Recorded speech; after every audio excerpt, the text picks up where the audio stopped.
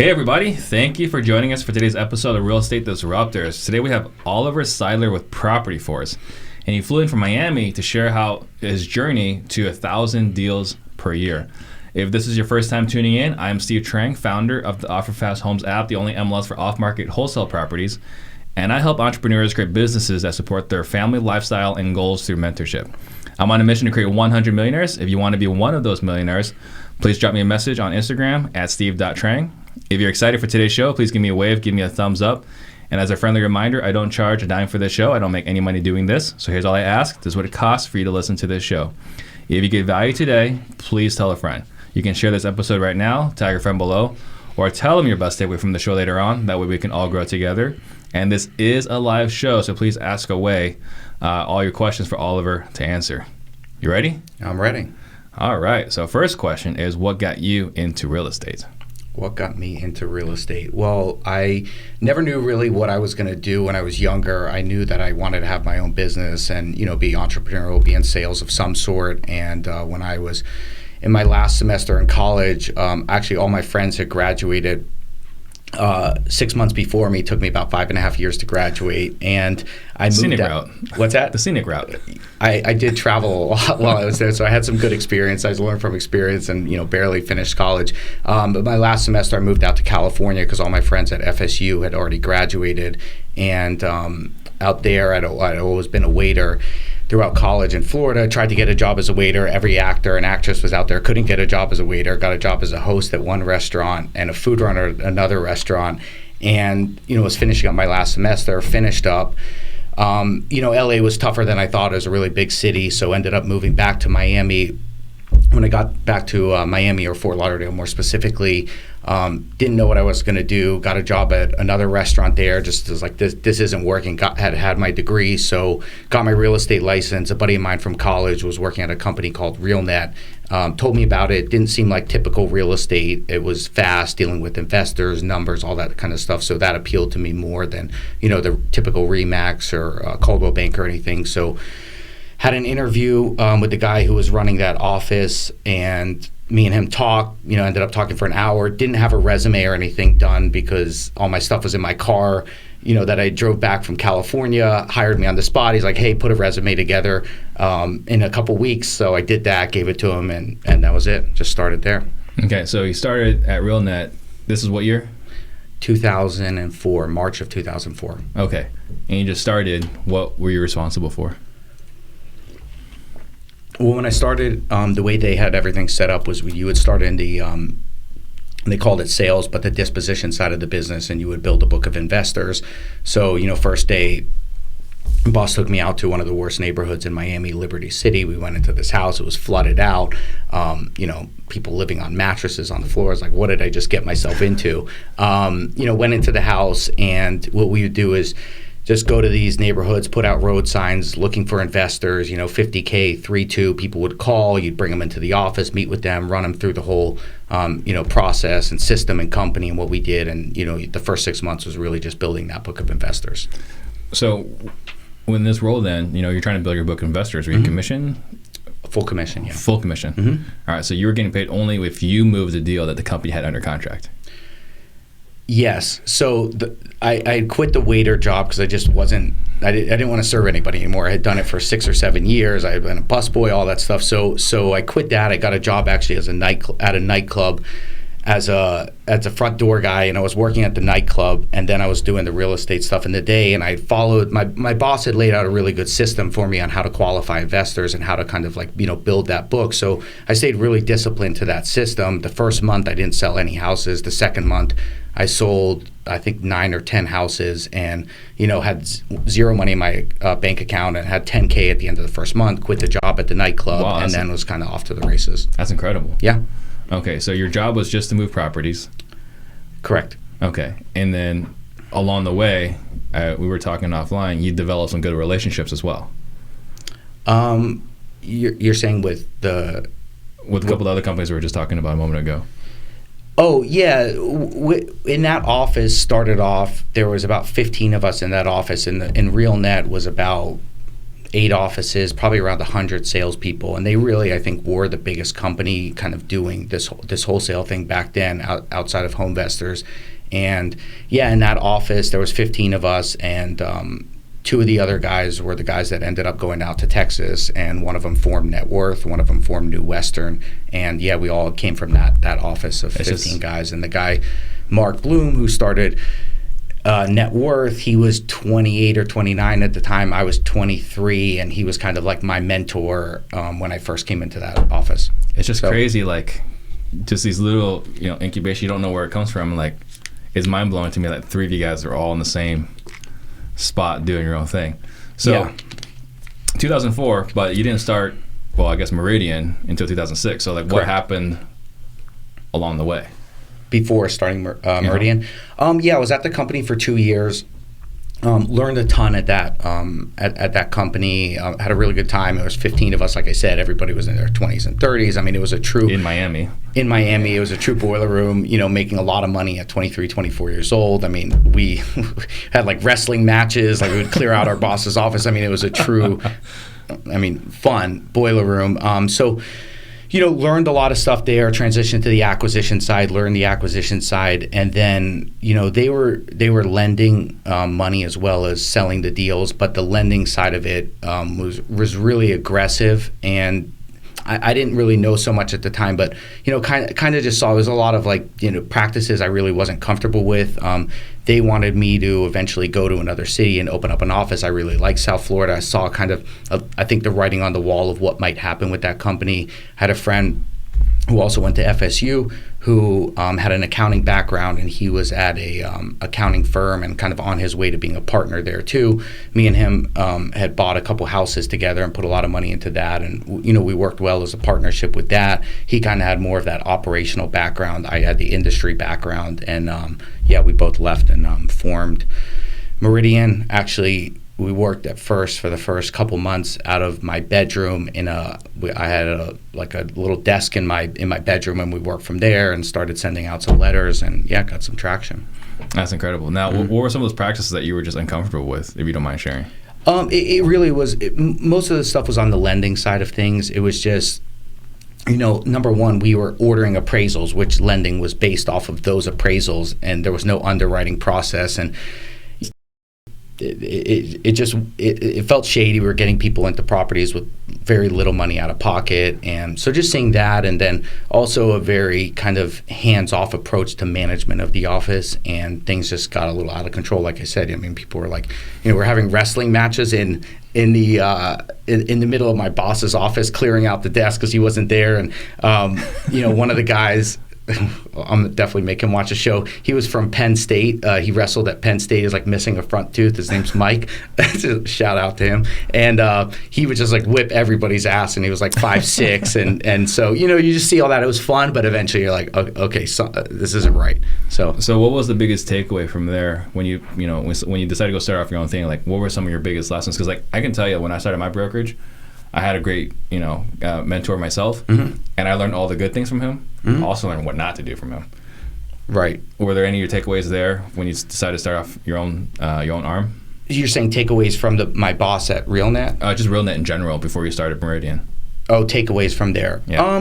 The biggest takeaways I had there, I think, was following a systematic format for building my investor base, and just everything I did was very structured as far as like how my days would be. Go put out road signs, field calls from investors, meet with investors, or do whatever it is, and then the same kind of thing when I went to the acquisition side of it. So I think that really helped. It really helped to go into a lot of houses. Probably in that time frame of those 2 years, I must have went into at least like 200, 300, 400 houses in different areas, just kind of seeing all that stuff, dealing with a lot of investors, and just learning from people I was buying acquisitions from, the investors, and all that stuff. That's awesome. Yeah. So 2006 when you started Meridian. Now, when did the bust happen for you guys? So, like we were talking about earlier, me and my partner had put all of our money pretty much into this one house in Pompano, and we thought it was going to be a 30, 40K rehab. Turned out to be like $120,000 rehab over a long period of time. And so we had a lot of money into that house. When we started our business, we put both $15K each into a bank account, and then the rest of our money was tied up into that house. So we kind of saw, I think in Florida it happened a little bit sooner than everywhere else because we had 2 hurricanes hit back to back in 2005.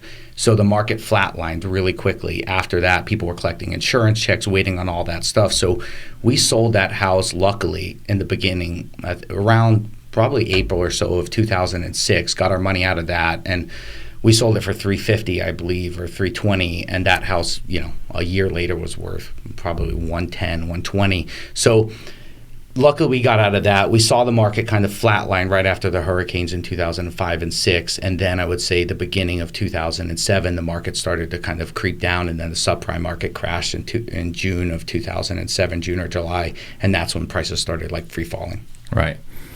So you guys didn't really experience the pains of learning this new market until after you started your company. Until after you started your new company.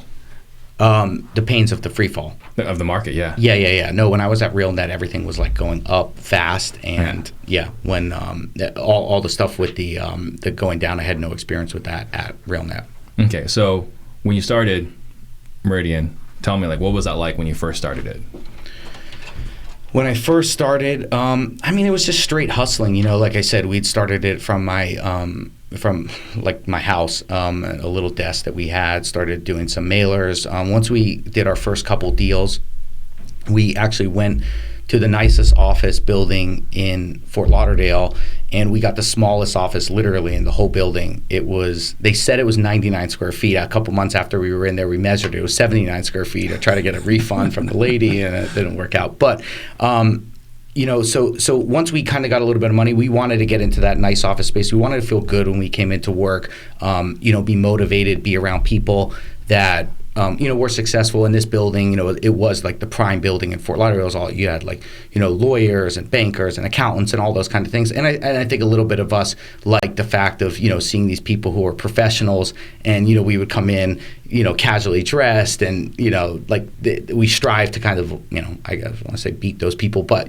get ahead of those people. Mm-hmm. And so that was, I think, important in the beginning. So you guys started your company, and the market tanks, and I can't speak for the Miami market intelligently, but I can tell you what I read in the magazines. Yeah. Right, because you guys had a whole bunch of condos that were built with the intent of selling them, and not only did they not get completed, but then there was also some funds that where did this money come from? Mm-hmm. So how did you survive all that? The condo market was different than what we were doing. They just overbuilt. I remember I would spend a lot of time in North Miami and downtown where all the condos were going up, and just seeing them, and where is all this money coming from, and all the supply, and there was pre-construction, people would put it under contract, and then a month later sell it for a $50K hit. At the time I'm 23, 24, so I don't know what's happening. I'm just it just didn't seem right. Miami's, as everybody knows, it's a shady place. There's money coming in from, all different countries, and there's liquidity. The whole city was built on cocaine money in the 80s or whatever it is, and it has that element to it. So I think one of the big things that got us through was we were getting screwed over left and right when the market was falling. The buyers had all the control, so they would lock up a deal, and then they would try to back out or hit you with a credit or do whatever it is. There was times we'd be literally begging investors, hey, just close on this deal. We drained our bank account 2 or 3 times to negative. And so, but I think throughout the whole thing, no matter all the different things we went through, we kept our principles, our ethics, our morals, and just did business the right way, as hard as it was, because sometimes we could have maybe made a little bit of extra money on a deal or whatever it is. But by keeping our integrity, reputation, all those things, and staying true to, I guess our morals and just good business practices. When the dust settled and everybody went out of business, we had a good reputation, we had good practices and all that, and I think that served us well after the market bottomed out and kind of started going back up. That makes sense. So when did what kind of volume were you doing? And the reason why I want to emphasize on this is because there's speculation, like, when's the market going to go down right now, right? And so you've gone through this cycle before where you kind of saw this kind of happen. Yeah. And so I want to, kind of like talk a little bit more about that. So what was your business like when the market took a tank? I want to say we probably did, I would say our first year, probably in 2006, we maybe did 100 houses, 80, 100, something like that. 2007, probably about the same. I would say probably we might have been averaging 8 or 10 a month for 2006, 7, and 8. Yeah. And then who did you see getting hurt when the market took a turn? I mean, you have late adopters, people who come into the industry late. You have the people who jump from, this to that. I mean, Bitcoin to this now to, from the stock market, the .com thing. So, all the people that jump to where they think the money is, the late adopters, they got killed because they don't understand the nuance of the business. You had people who held inventory, particularly flips that didn't make sense as rentals. So if you bought a house for $300,000, the assumption you're going to sell it for $400,000 and it rents out for $1,500 and you can't sell it and you're stuck with it and you have 10 of those, you're done. And so that was, a lot of the people, people who were greedy, like I talked about the lending with my old company, things like that. So people who didn't work hard, you have to have resilience. Things you get like punched in the face every day and you just got to keep coming back again and again and again. So then what did you do to turn it around? I don't think there was any, one thing. Like I said, I think just sticking to our principles and our business practices and, our integrity and I think the learning I had done at RealNet served us really well, plus the operational background that my business partner had. It was really just riding through everything and just coming in every single day, taking it. And then, in 2009, like I was telling you before, when the houses that were selling for 180 wholesale went down to 50 and everybody looks at it and is like, wow, you can get a 25% return on this house because it rents out for $1,200.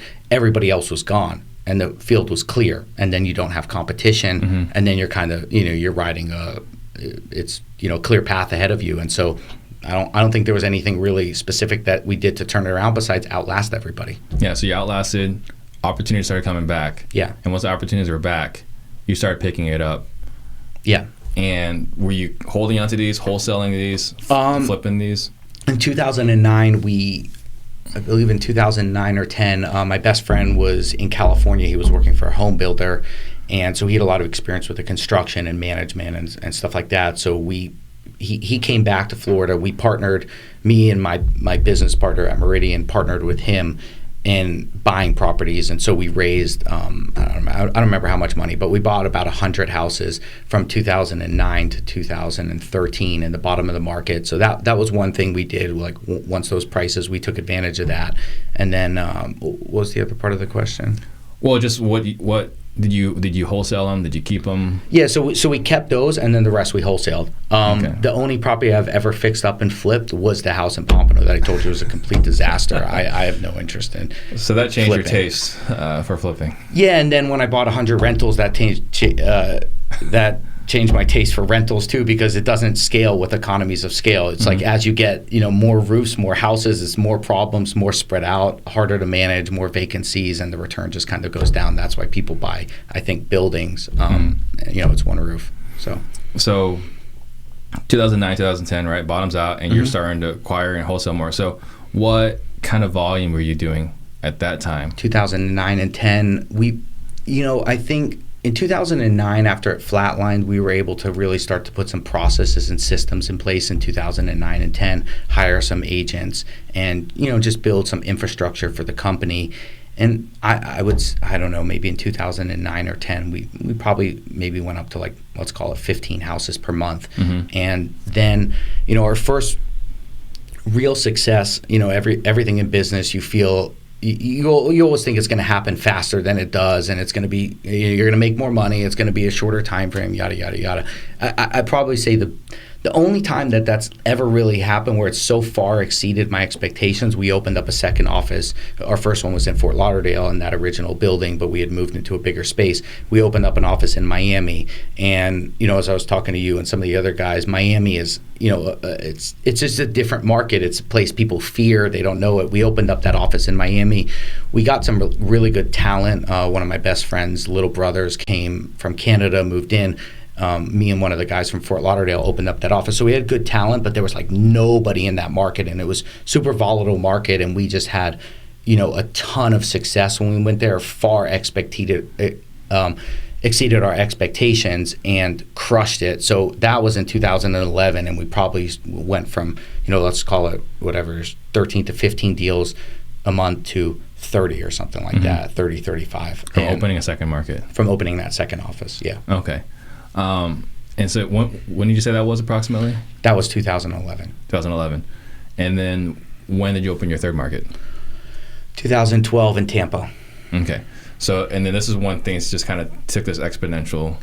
Yeah, we got, that was good. I mean, that office might have done an extra 10 deals a month or something like that. Then 2013, we opened up an office in Orlando. Same thing. They were okay. They were never great offices for us, but yeah. So one of the things I wanted to talk about as well is that, there's a lot of people that are interested in getting into the business, and the struggle initially is like, man, how do I get my first deal? What do I do? How do I find that? And once they get it, they're excited and talk to the seller. How do I get them under contract? Now you got them under contract. How do I sell the deal? Like there's this whole journey, right, to do your first 10, 15 deals. Mm-hmm.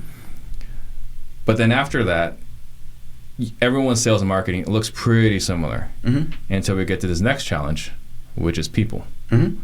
So, how would you say that your business is different as far as recruiting, retention, all that stuff? Like, how do you guys separate yourself from everybody else?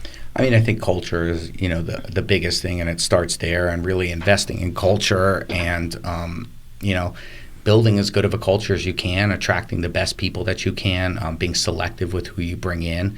And then when you have, really good people, just doing everything in your power to, make them happy. I look at it now is like I work for them. It's like, how can I clear the path? Because, I have people in marketing, finance, tech, people on my sales floor who are technicians, the sales side of things, finance, all that stuff. They're better than me at those things. I don't have the expertise in each one of those. So it's like, how can I kind of make all of those work together, clear their barriers and obstacles? I mean, my sales guys know 10 times more than I do about the intricacies of the deal. And, my marketing guy knows more about, marketing and sales leadership and, all those different things. So, it's really you kind of, I think, you go into more of a mode of nurturing and clearing the path.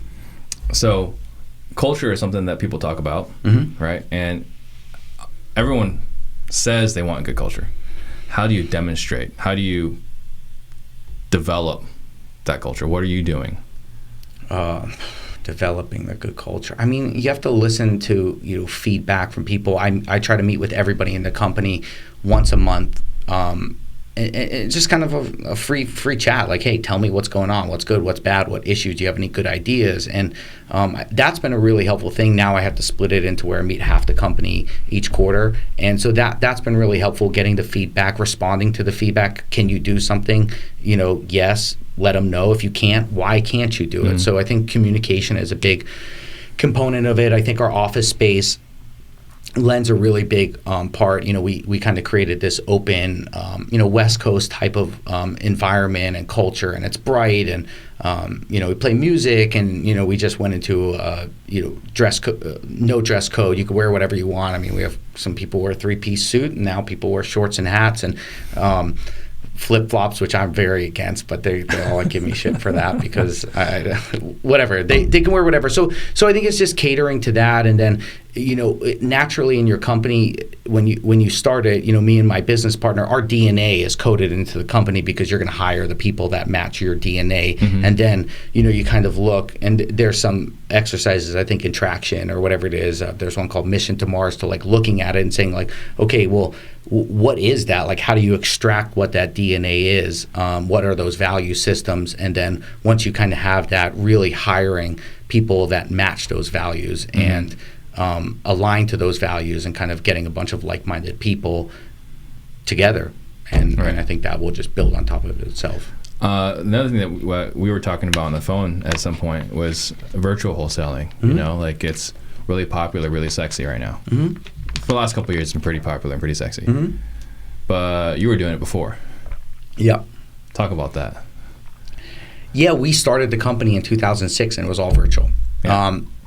So we were sending, letters and doing different things to find deals in all the different markets in Florida, and we were working a lot with wholesalers in those markets to sell the deals. And we were doing it virtual, and we would get feedback from the investors, and we would adjust prices and do different things. You didn't have, there was RealQuest back then, but there wasn't the mapping systems and satellite views and all that stuff. So we just did it and.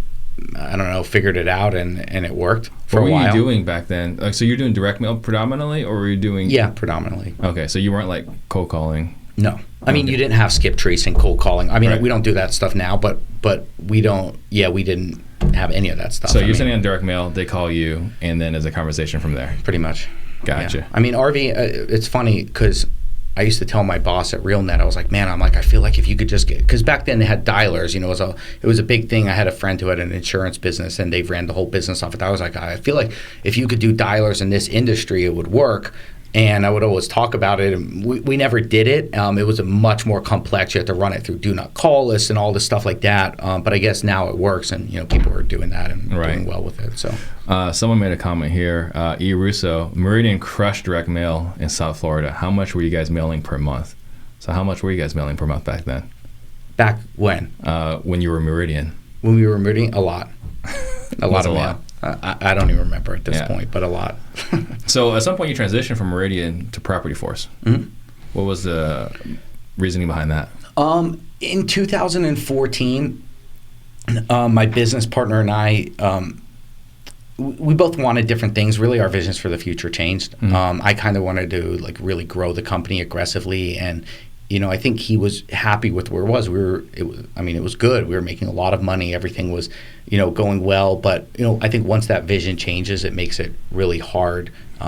Small decisions become big deals, So that was splitting. I ended up buying him out at the end of 2014. And then at the end of 2000, and then through 2015, I was like, how can I kind of build this? How can I make it more scalable? And so through a lot of consulting and talking it through, we decided to consolidate our 4 offices into one location. Absolutely horrible the way that we did it. Change management, and I didn't even know change management existed. We built this whole office ready to go. Shut down the 4 offices in like one day. Drove around the state. It was a mess. But we consolidated to that. We wanted to rebrand ourselves. Meridian Trust just kind of had more of a financial bankery feel. Didn't really talk about what we did. So we figured Property Force was a little bit more industry specific. We were always wanting to be big and push the envelope with technology, so it had a little bit of a technology type of feel to it. Mm-hmm. And we got the domain for I think like $3,000. That was a hard thing is finding a .com now. So that was it. We rebranded. Yeah. So I like that you're talking about rebranding, targeting for like this tech feel. Mm-hmm. So in doing my own research, checking out the website, looks super clean. Mm-hmm. Does feel very techy. What does Property Force do differently than other people in Florida and Georgia? Like, how are you guys setting yourself apart from the competition? I mean, I think the culture piece is really big and putting a lot of emphasis on that. We're really bringing in like high level, people and professionals. And then I think the technology piece, you invest a lot of money in technology and just ways we can streamline things, automate things. I know a lot of people I've listened to the show use Podio, and that's built out. And I don't really know about it. I haven't done it. We have spent millions on Salesforce over the last 8-9 years. I'm a huge believer of that. I've gone to their conference in San Francisco twice, and all the different things that they're doing and adding on. But it's expensive, and so just doing whatever we can to constantly. I think staying in the niche is a really big thing. I don't have any interest in flipping. I don't have interest in holding rentals. I told you I like hard money. I like hard money because I don't have to do anything for it. I can concentrate everything on the wholesale business. But it's constantly looking at okay, how can we stay focused and stay in our lane, buy and sell wholesale, and then how can we do everything we can around that to improve the process, tighten the process, make it better and better while staying into that niche. So let's pretend I'm a homeowner. Mm-hmm. Why should I sell with Property Force versus, some other wholesaler? I mean, professionalism. We really try to, do our best to give a good service, make it really easy for them, give good customer service, and commit to deals. Like if we say we're going to close on the deal, like we're going to close on it. I mean, things happen. We have to back out here and there. Mm-hmm. But, just really trying to give a professional, give good customer service. We put a lot of emphasis on, training. We want to get into more developmental training and, setting ourselves apart with that. And yeah. Okay. One of the, I think, again, going back to like a lot of listeners here, right? They're doing anywhere between 1 and 10 deals a month, right? Mm-hmm. 70 to 100, like that's a whole nother realm. Mm-hmm. Because I gotta believe, going from 10 to 20 is one big challenge. Going from 20 to 40 is gotta be another major challenge. 40 to 100 is gotta be another major challenge. Mm-hmm. So what does someone who wants to be like you 5 years, like what kind of pains, 10 houses? What kind of pains do they have to look forward to if they want to build a property force? Look, a lot. I don't know. I mean, to start, the market, like at the end of the day, we ebb and flow with the market. A lot of times when we do a lot of deals, it's because there was a lot of turnover in the market. There was a lot of house sales or whatever it is, or cash sales. You have to contend with the market. The market has to change at some point. I thought it was going to happen for the last 3 years. I think it's softening now. So it's just, pivoting. Who knows? Right now you could buy a lot from direct to sellers. It could go back to foreclosures and short sales. And, can you figure out how to buy them? But, if everything was to say constant and nothing changed, to go from 10 to 30 or something, I would say it probably has a lot to do with delegation. Can you, get people that are going to be able to buy or acquire as good as you can on the phone and, motivate those people. And that's a part of it. I would say delegating is big, and systems and processes, really setting up like good, consistent systems processes and following them and, staying focused on the niche. Systems process, getting them to follow it, or having good systems and processes. How did you create those? I have a very process-minded brain, so I can look at something and see where there's redundancy, or it's like, hey, this is an extra step, or hey, there's too much control by management, there's too much red tape in this, like let the person have discretion. So I'm able to look at processes like that. I think also having outside coaches, consultants, things like that can help you look at them is really good. I can do that. I cannot run processes though. Like once it's like, hey, this, we've reduced step 2 and 5 and now it's better, and now this has to go over and over and over and over. That's I have no clue how that happens. It's not my strength. It was my old business partner's strength, and now people in the company who have that. But it's not just structuring the process, but then it's like making sure people are following it all the time, having the checkpoints. I know everybody reads traction and stuff, so the scoreboards and KPIs where you can identify, okay, here's a problem number. Well, let's look into the number, and maybe something in that process fell off. So how do you get someone to consistently follow the processes? Because I think that's one of the challenges too, where it's like you can have the best systems and processes in place and give it to an employee. How do you ensure, that whole thing, like, inspect what you expect? How are you guys doing that? Fear. No, I'm kidding. I don't know. No, I don't know. Like I said, it's really not my expertise. I think it's you hire the best manager or the best person who can make sure everybody underneath them follows the process. They might have different ways ensuring how the people that report to them are going to follow their processes.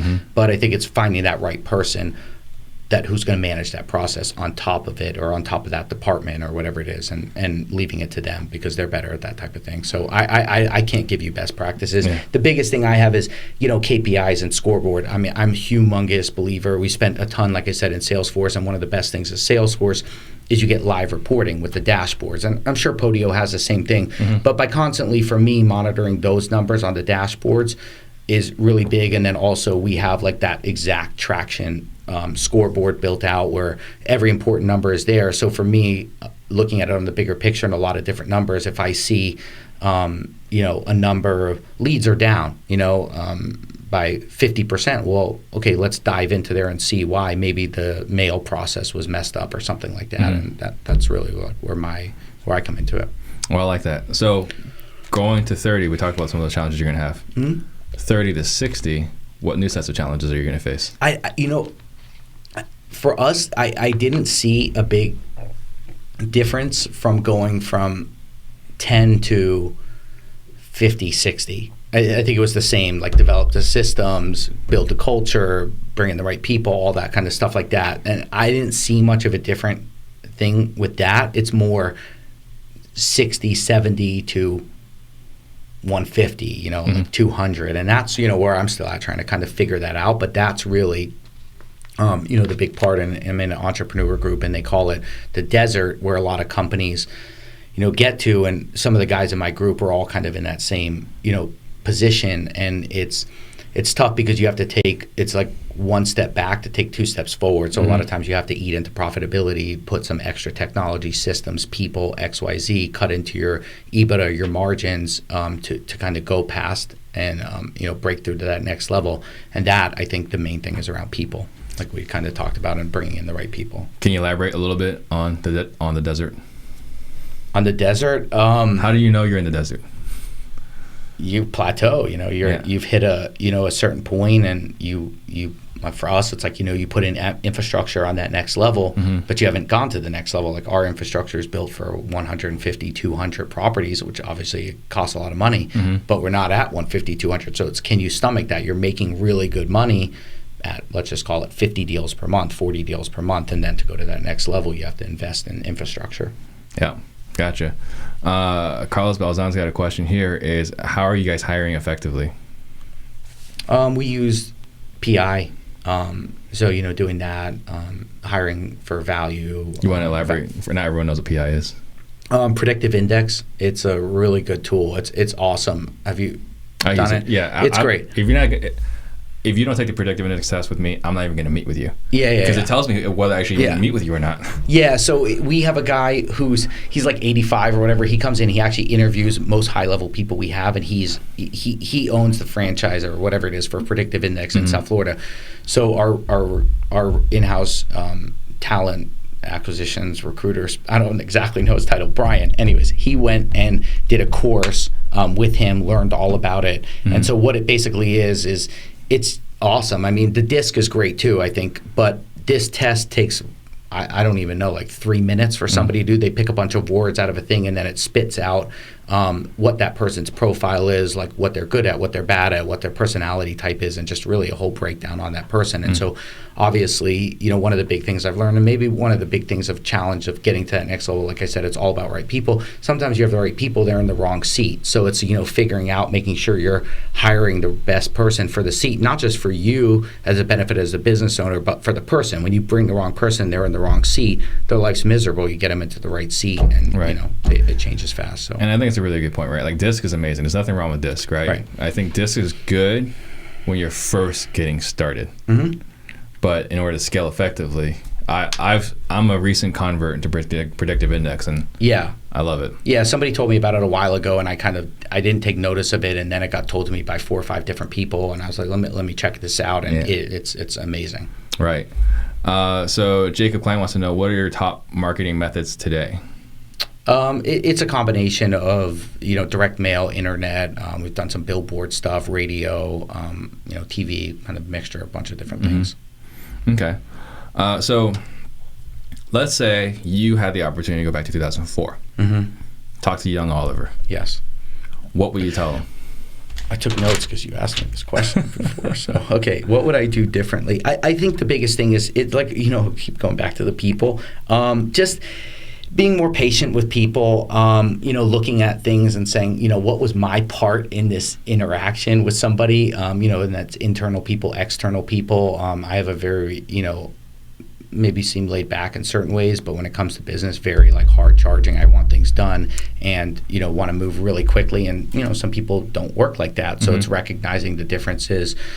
That for sure, creating a growth path within the company on the sales side, I probably would have done that differently. And then just being open-minded to other people's opinions and perspectives on things, as well as learning about change management. I like change. I adapt really quickly. I almost need something to be kind of moving, but most people aren't. And I would have taught myself about change management, took a course on it, because like I said, we shut down the 4 offices in 2015 and just walked in one day. I was like, okay, it's done. And we didn't even know change management was a term. And there's methodologies and ways to go about it, and I would have loved to known that other people didn't adapt to change as fast as I did, and then actually learn best practices on how to implement change, which now I have people that know a lot about that, and I've learned a lot about it. So I've never heard the term change management until today. Good. But research it now. I have learned making changes pisses a lot of people off. Yes. So yes, it does. I've learned a couple of things just from my mistakes, right? Like, whoever the influencer is in the room, tell them about the change before you tell everybody else. What other things would you recommend from change? Like, what lessons did you learn from change management that could, people here could benefit from? I think getting people's input on things, giving them an opportunity to help with the change that you're trying to do, getting their perspectives on things, not throwing everything at not making the change, shut down the offices the next day, giving people preparation time, explaining it. There's actually a very good article by, I believe the restaurant group is called Zinger or Zingerman's or something like that. I can find it and send it to you, and you can tag it onto here, and it's really all about change management. But really, I'm learning a lot about it from some of the people that we brought in from, like bigger companies who have real training on that. So I'm really just learning about it. I'm just, more knowing, okay, now it's a term, and really understanding, well, everybody doesn't, change as much as I do. So I read Profit First, which is a great book. Everyone that's listening should definitely read it at some point. One of the things it talks about is, payroll, the best time to run payroll. It's okay, great. I read that book. It's okay, payroll, the best days to do payroll is this day and this day. So I called the account and said, hey, we're doing payroll on this day and this day. Okay. Didn't communicate that message to anybody. Yeah. Yeah. People freaked out. People were talking about quitting their jobs. Wow, I had no idea, just moving the payday just a couple days. Yeah, would change things drastically, but that was a lesson learned.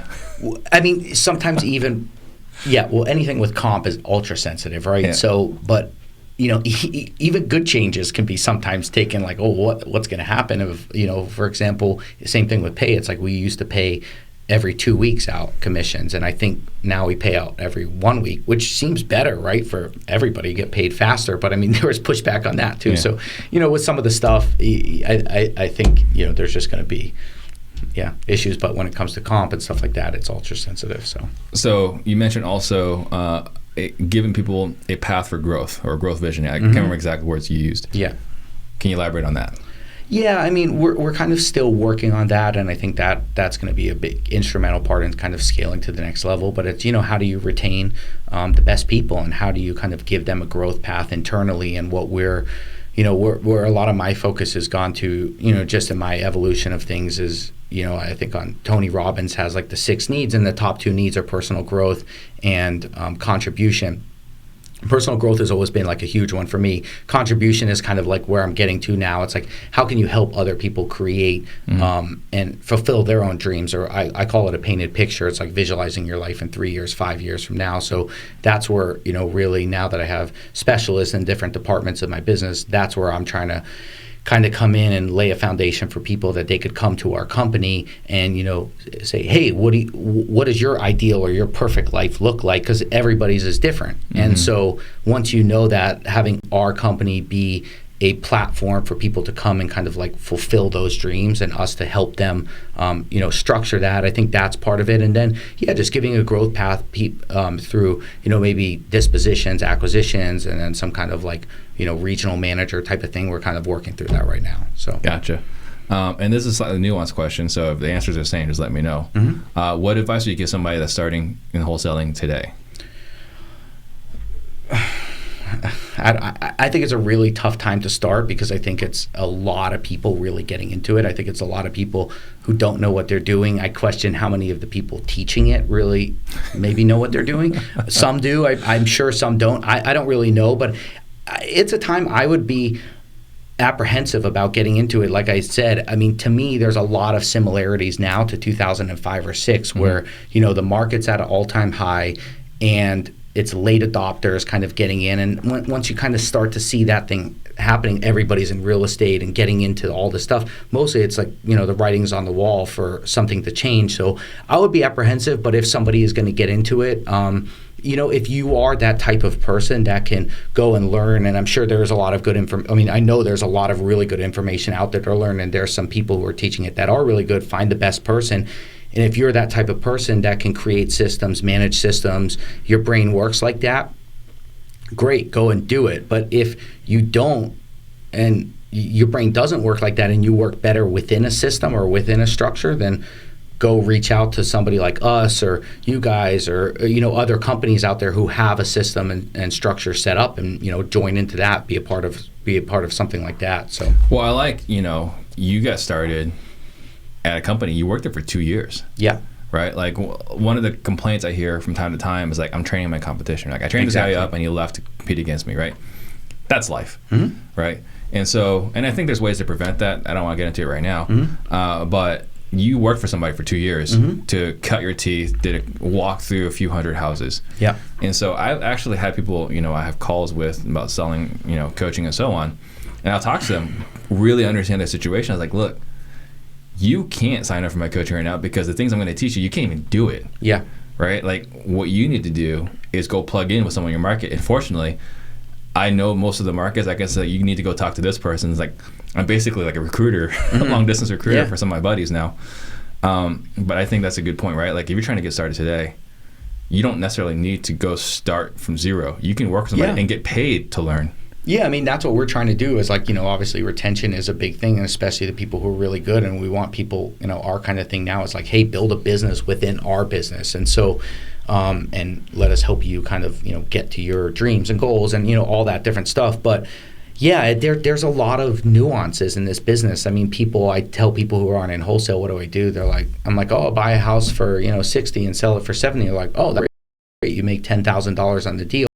Seems so easy. There's so many nuances within that, and then all the systems and structures and things around that. So, I think, when the market's going good or everything's hot, it's not that hard to do a few deals. Like when things change, it gets hard, and you need to understand and like know about those nuances. And that's where I'm a little bit fearful because I'm looking at all the information's out there. It's actually good, and we were talking about that before at lunch. I wasn't really, paying attention to industry stuff, and about a year ago, I, left my business for a little too long and traveled, and when I came back, I'm like, wow, there's all this good information out there. There is a lot of good information. There's a ton of it, though. So what do you use? Like, when do you use that information? And it's complicated and it's confusing, but I think there is a lot of good information out there, and everybody can learn from it, and the collaboration and the network you've built and everything is cool. It's good. Yeah, one of the greatest challenges, I feel bad for some of these guys because there's so much information out there, and relevant, good information. Yeah.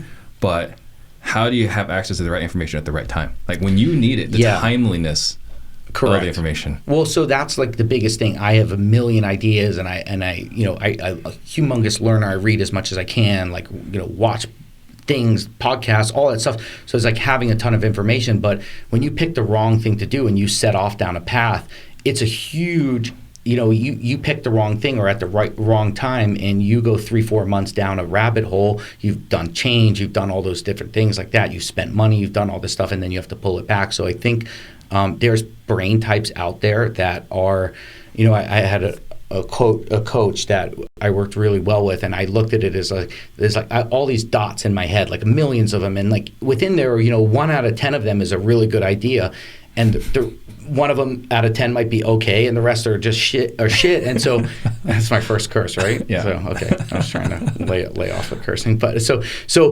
And what he was really good at is I would, tell him all my ideas, and he would be like, okay, that's a really good idea, but we can't do that for 3 months. Or that's a really good idea, and you could do it right now. This is an awful idea. You can't do it. So I think maybe finding that person who you can kind of bounce that, because there is brain types that they work like that. And it really is important. There's so much information. I mean, not just in this industry, with everything now, there's just over content. So, what do you use when? What are you ready for? What's really good information, what's bad? Which one's right hard for you and your personality type, your business, your market. Yeah, and everybody's different. Exactly. Yeah.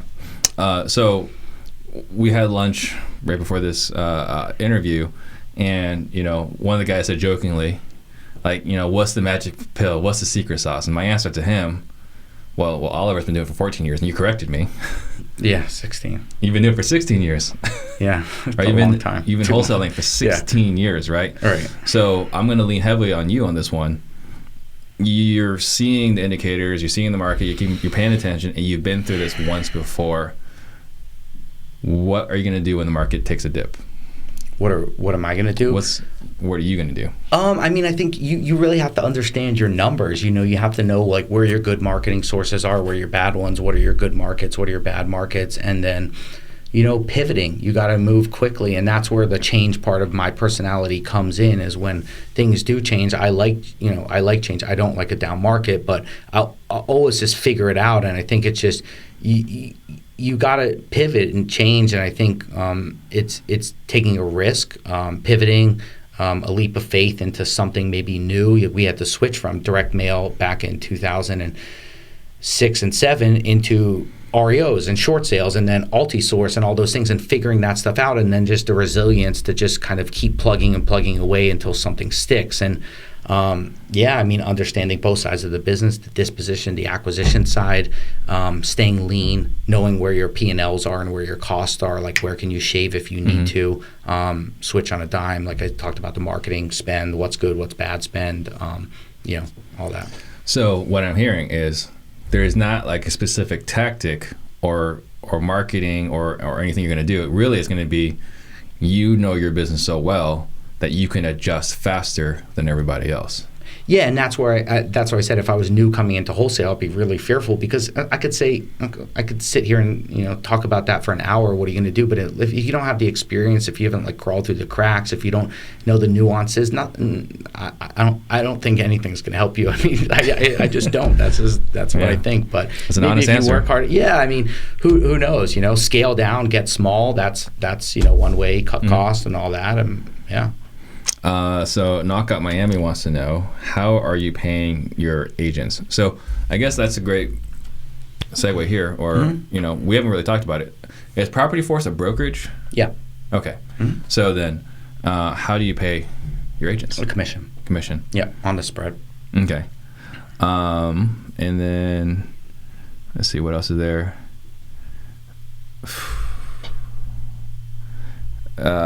I love watching. Can you recommend any good, this is Hugo Cabrera, any good REI meetups in the Fort Lauderdale area?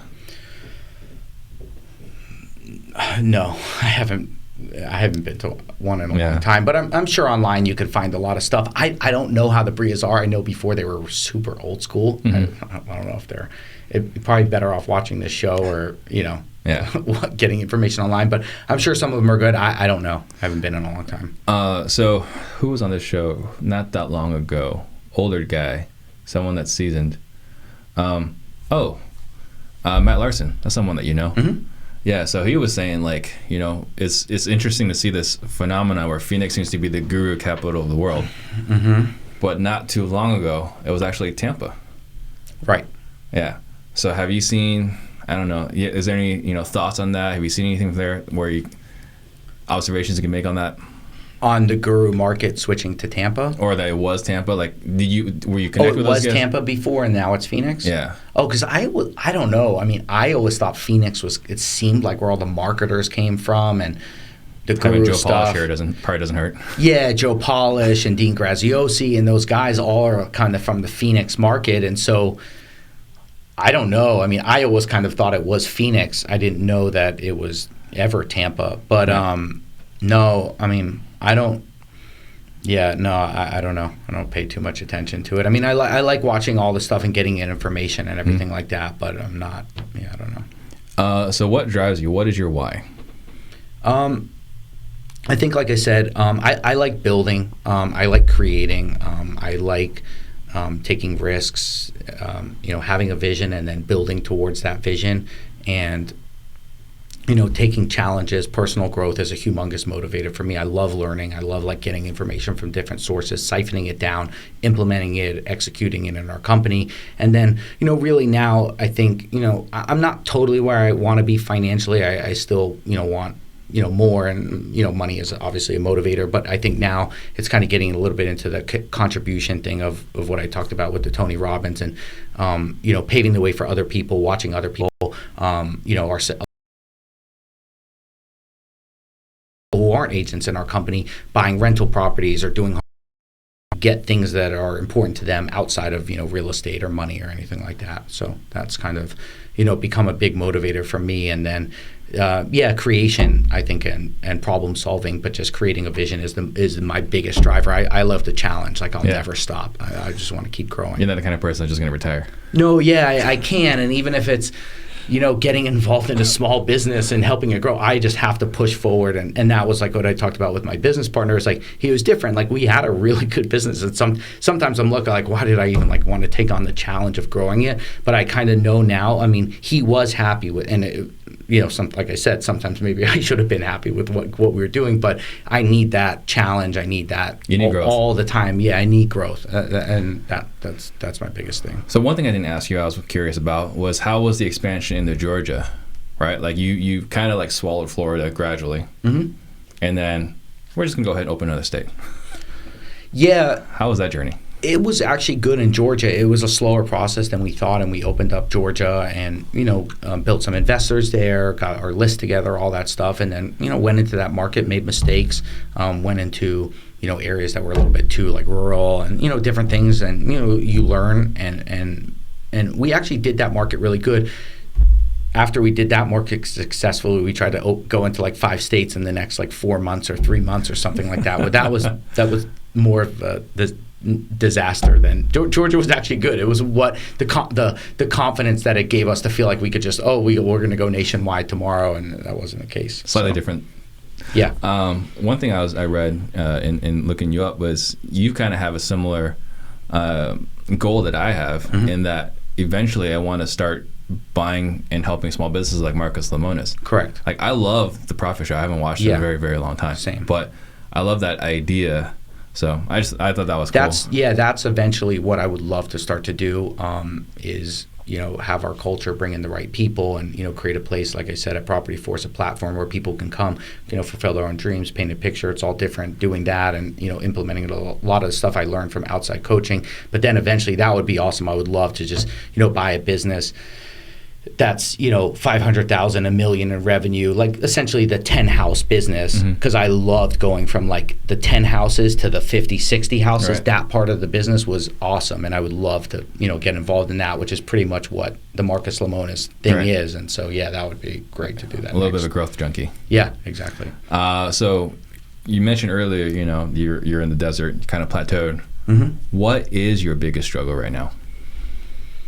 I think it's just bringing in the right people, and then delegating, not abdicating, staying balanced between, I've had times where, I've been all over the business and, trying to do everything myself, and then times where I'm like, I got this all figured out. Let me just go hands off. So for me, my biggest, struggle right now. Every time I've said those words, it's come back to bite me. Yeah, exactly. It's keeping the balance. Bring the right people in, like I said, get out of their way, make things good for them, and then, but still check in and still keep your finger on the pulse of everything. And so that's, for me, my theme. I, say for 2020, 2019 was balanced. 2020 is, slow and steady wins the race. Delegate, not abdicate. So, how many hours would you estimate you're working a week running Property Force? I mean, when things are going good, 20 to 25, but I think outside of the office, I'm trying to do a thing where now Thursdays I work from home, because a lot of my best thoughts come when I'm outside of the office. I'm constantly, note taking in my phone, and I have different systems of organization for all that stuff. But when things are going good, 20, 25 hours in the office, constantly thinking about it, probably 100 hours a week. And then, but things can go awry, and I could be working 60, 70 hours a week. And, that ebbs and flows. The beginning of the quarter, or kicking, in between the new quarter, could go to 40, 50 hours annual planning and rolling out. That can go more. A big thing I found is I'm a morning person. So I've become a morning person. I wasn't, but I try to get up at 5:30, get to my office by 6:30. And from 6 to 9 or 6:30 to 9, I look at they're like double hours, basically. I think 2-3 hours then is worth 5 or 6 hours once everything starts. So I've kind of gotten a really good system. Or more. Yeah, that morning time, I look at it as double time. And then, I try to do the rest of my meetings and cadence and when people are coming in from, whatever it is, 9 to 12, and then leave. And I have the whole day to, do my thing. Right. So. Knockout Miami had another question, which is, are all your guys licensed? Are Yes. all your acquisition disposition people licensed? Yeah. Gotcha. And then Bernard Mack wants to know, how are you finding your investors? A lot off of tax records and searching through tax records and finding people that bought close by and then just, putting them into our Salesforce, databasing them and all that. How big is your organization? People-wise? Mm-hmm. About 29 to 30 reps, and then probably 15 to 17, but close to 50. Close to 50? Mm-hmm. Okay. What is the greatest lesson you've learned?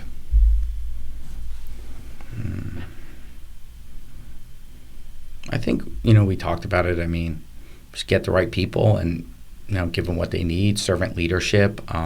And just like I talked a lot about the change thing and change management. So probably it's a huge lesson. I mean, like I said, and then I learned a lot about like unit economics from a coach of mine and P&Ls, and then looking at everything on a P&L, like, oh, we're going to do this or that or adjust marketing there. But then what's like the people component of it and how are those changes going to affect things and stuff. So I think a lot of that. Is there a book you've gifted more than any other? Rich Dad Poor Dad. Simple enough. How to Win Friends and Influence People. Good one. So I'm going to make a quick couple of announcements. Sure. Think about what message you want to leave the listeners with. Okay. Guys, we did our workshop a couple weeks ago. We had incredible feedback. Attendees were blown away about our level of transparency in our business. So if you want to see the workshop make sense for you, please go to www.disruptors.com. And next week, we've got Tom Kroll with Wholesaling Inc. We've convinced him to fly in from Florida as well. Oh. He does not want to fly. So Pace actually had to go. He could drive. Pace had to go to Florida and convince him and close him himself to get him out here. So what message would you want to leave the listeners with? What message? It's tough. Yeah, I mean, take a risk, go for it, whether it's getting into the industry, whether it's trying to level up, take a leap of faith and then have the resilience to kind of push through whatever the change may be. And just do your thing. And, you can kind of work through anything. And it's just a lot of hard work, resilience. There's a quote by a guy, I think his name is Eric Thomas. Do you know? He's like a motivational speaker. Hip-hop preacher. His quote is, everybody wants to be a beast until they see what a beast has to do. And I think it's great. And, you just go forward, take a risk, and then just put your head down and, like, plow through whatever.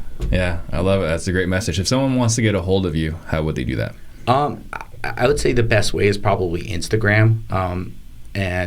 My handle is OLIT, like Tom, ALLY. And you can reach me there or... shoot me an email, same thing, olitally@gmail.com. Perfect. Awesome. Thank you very much. Thank you. Appreciate it. All right, no problem. Thank you guys for watching. Thank you.